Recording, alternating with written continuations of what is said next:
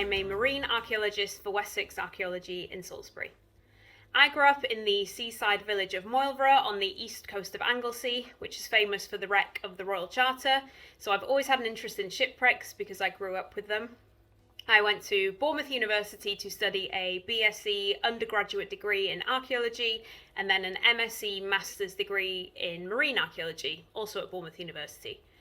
I went on to become a terrestrial archaeologist, which means I worked on land for 2 years before moving into the role of marine archaeologist, which I currently have.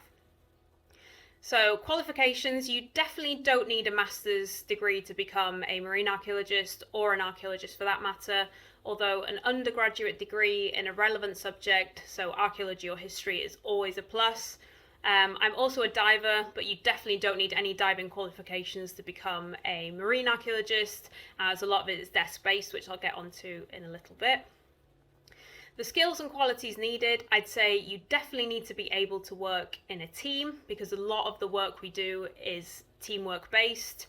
I'd say you need enthusiasm for the job, and for anyone studying to become an archaeologist, I always recommend that you try and get some volunteering hours, either on a university dig or at a local museum, because it just shows that you're willing to go above and beyond your working hours and that you're dedicated towards your trade. A typical day for me, there isn't one really. I spend most of the time in the office writing desk-based assessments, or DBAs as we call them. As I'm a marine archaeologist, those tend to be offshore. So for large offshore wind farms, we look at things like shipwrecks and make sure that we're protecting our underwater cultural heritage from any turbines or anything like that.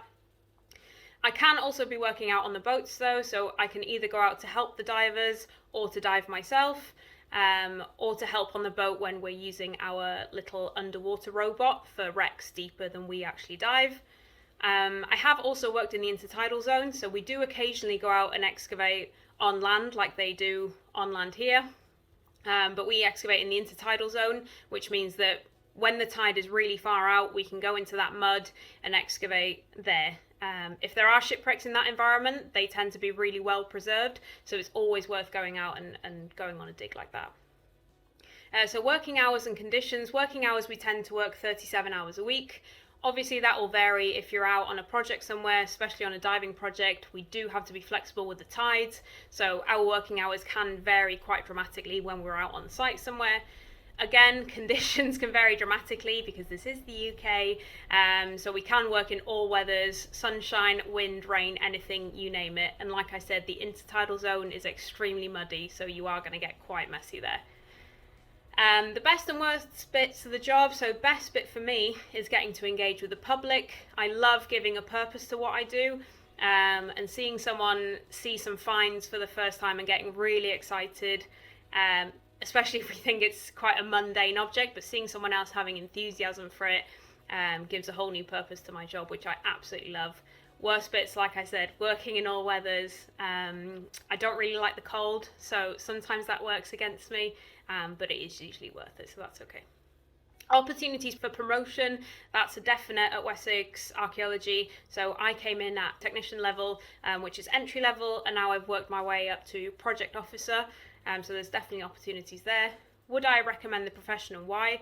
I definitely would. If you have a love for archaeology, then absolutely, you have to love what you do, especially if you're working in all sorts of conditions. But yeah, I would definitely recommend it if you love archaeology or history or anything like that.